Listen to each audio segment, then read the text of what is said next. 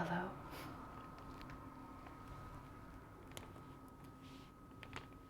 And welcome to my other desk.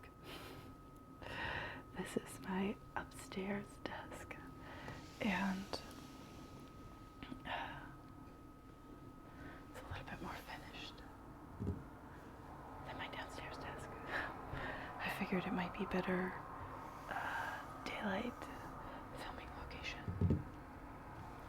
So you'll have to let me know.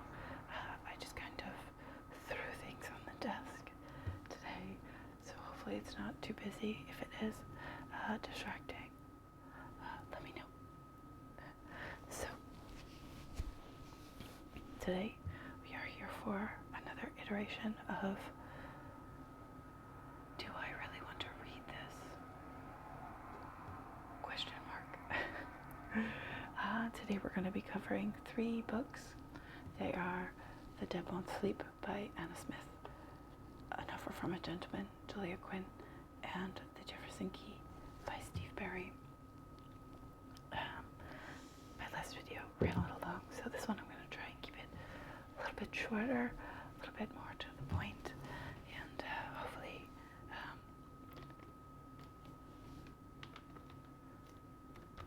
really like the sounds this map makes. It's nice and stiff.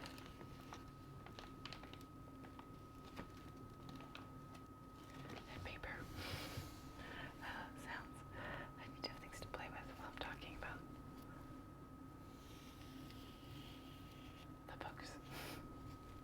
So let me light our candles and we'll get started.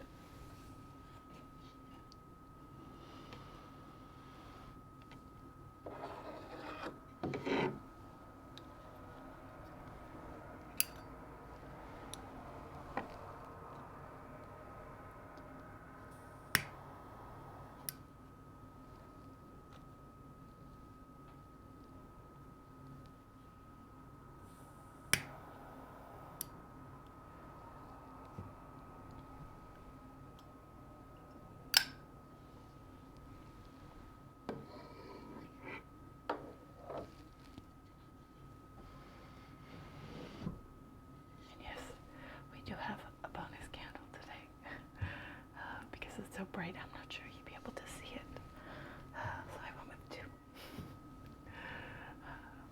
We'll rotate the candles as we'll rotate the books, and you'll have to tell me what your favorite is. So I think today we will start with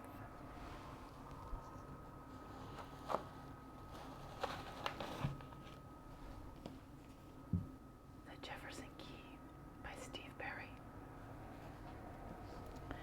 Now, full disclosure, I did actually start this book last year, but I didn't get very far in it. I did get stalled. It was right about here, where this dog ear is.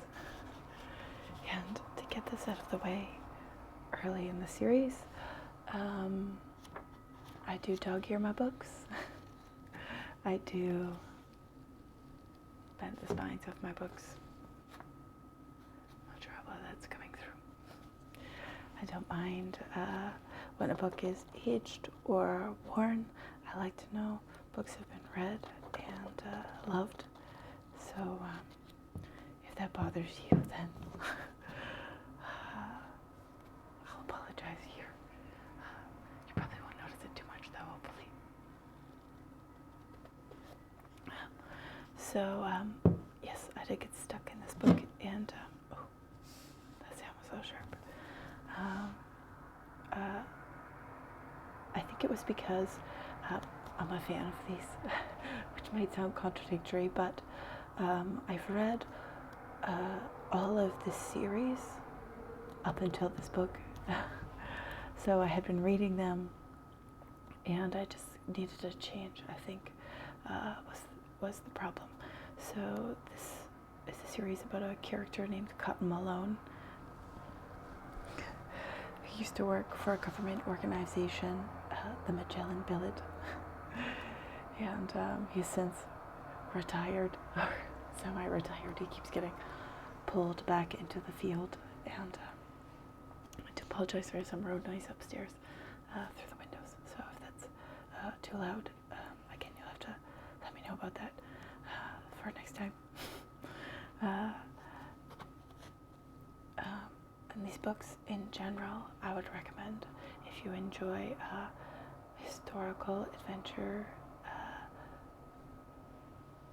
It's not really mystery.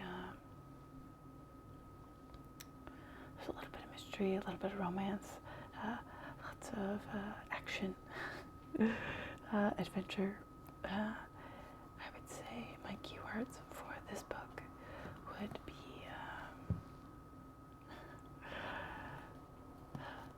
secret societies, assassination plots,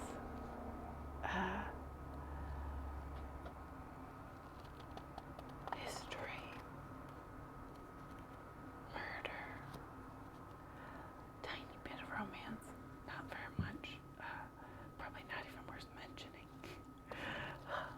There is some marital spousal drama, but it's not the main focus of the story. So that is the gist of this book. Intrigue, mystique, conspiracy. Yeah. So if that intrigues you, then pick this up. I will say that of the books I've read so far in this series, which is I think about maybe 6, maybe 7, I can't remember. There are others that are easier to flow through. This is one of the longer books I've read so far this year, and I would say the amount of time it took me to read reflected that. It is an easy read. The language isn't flowery. It's not complex. It's not old English or anything like that.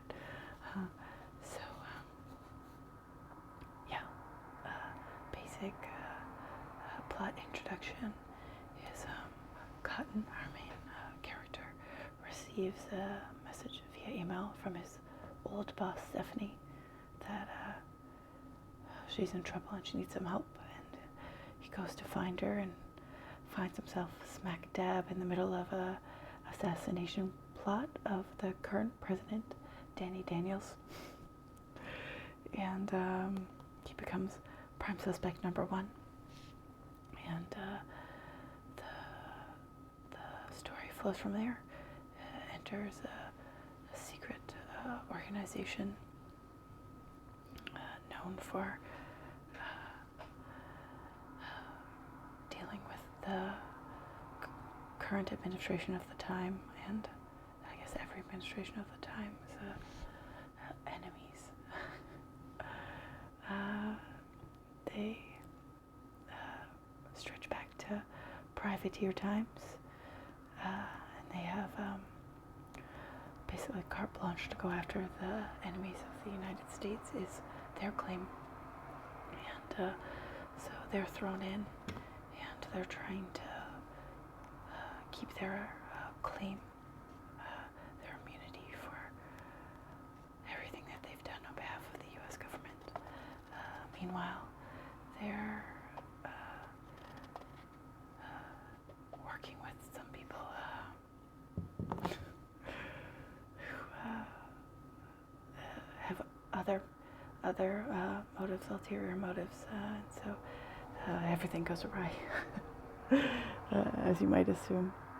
So, yeah, we've got assassination plot, secret societies, and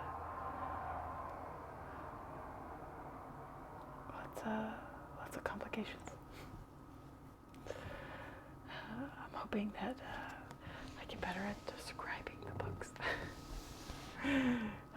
as I move through them. Still a bit nervous here, and I'm still trying to do it all in one shot. So if I'm not doing the books justice, please let me know, and I'll make some better notes ahead of time.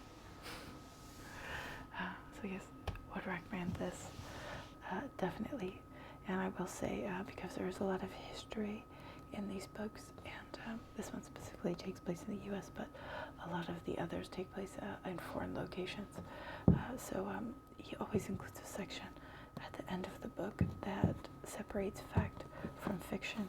So some of the crazy outlandish things you hear, you're not spreading around as, listen to these crazy things I learned. Some of them are true, and some of them are made up, and he tells you what's what. So we're going to finish there for that book, and what's our time at? 11 minutes. Oh gosh. I looked for my last video. I got to keep these under 26 minutes, so that was a little bit rambly. Let's move faster through the next one. Our next book is going to be The Dead Won't Sleep by Anna Smith. And I'm just going to hold this up to the camera as I did previously, so you could read that if you like. You can pause and read that. But the gist of this book, it is going to be a lot heavier subject matter than any of the other books I'm going to cover in this already read series of Do I Really Want to Read This? Question mark. This book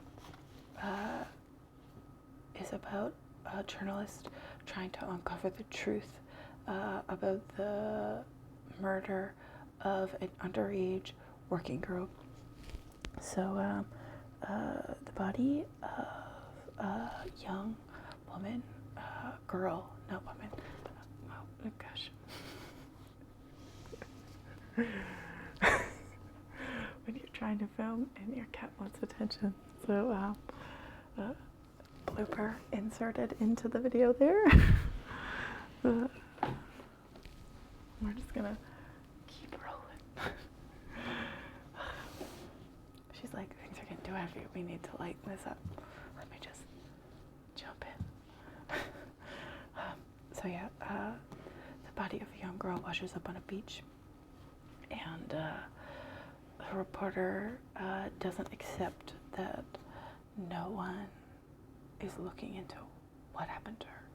So this book chronicles her quest to find out the truth. Sorry, my cat's trying to jump up again. Kita, go lay down.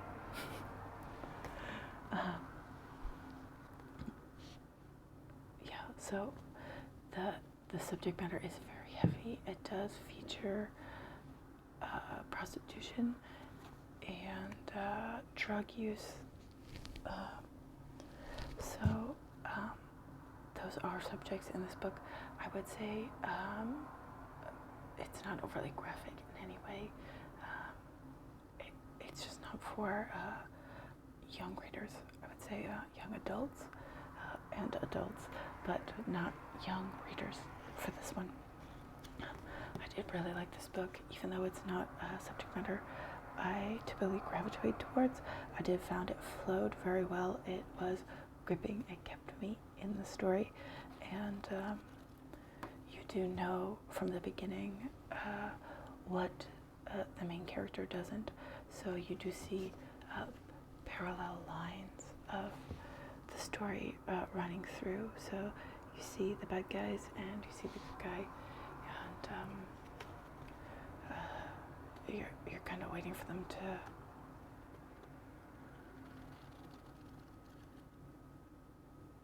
stumble into one another. Yeah, so I did find this really interesting, and I would recommend it. Keywords for this one. Let's see.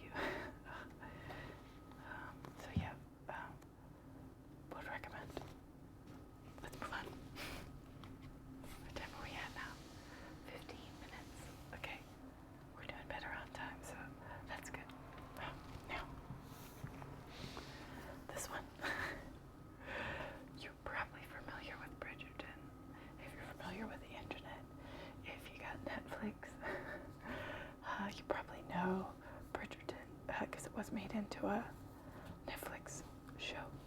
But these were books long before they were a show. And this one isn't currently featured in the show. So if you're looking for newer Bridgerton material, if you watch the show, then you can pick this up. But this one is Benedict's story, An Offer from a Gentleman. The series does chronicle the children of the Bridgerton family while they grow and meet the loves of their lives. This is a romance novel. It is a Harlequin-style romance novel. Is an easy way to describe it so that you will know the subject matter. It is romance. It is fluffy. It is smutty a little bit. Not as much as previous books in this series. I've read 3 of the other Bridgerton books, and I would say they're more graphic than this one, in my opinion. Anyways, so if you disagree, let me know. But I'll hold it up so you can read it if you want. And my keywords for this one would be Cinderella story.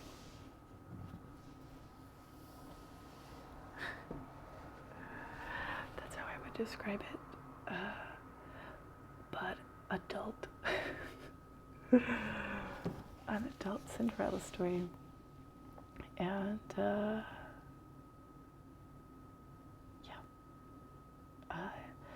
young girl born of an affair. So her mother was a maid and her father was a society gentleman. And her mother unfortunately passes, and her grandmother brings her to her father's house and basically leaves her there, and instead of shunning her, though is shunning in the way of turning her away, he brings her in as his ward and raises her for a period of time as a ward under his care, not as his daughter because she is illegitimate. Then he remarries because his wife passes at some point. I can't remember when. It's before I don't know, I'm getting confused, but we'll disregard that part. There's no mother in the household when she comes. So he marries a lady who already has 2 children, and she thinks this is going to be great. I'm going to have sisters, even though they won't really be my sisters, and I can't say they're my sisters. They're young girls like me. We'll get along great, and that's not how things go.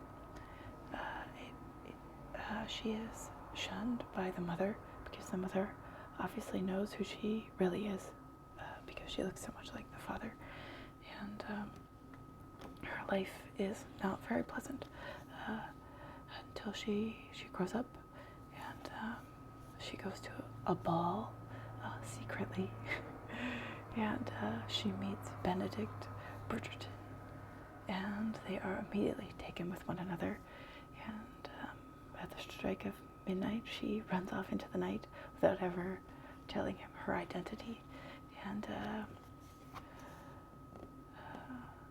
that's where the story kind of really picks up. He is searching for her and her life. In the meantime, the years pass, and eventually they do run into one another again at a party where she's being accosted by some other society gentleman, and he rescues her, and he doesn't know who she is, but she knows who he is, and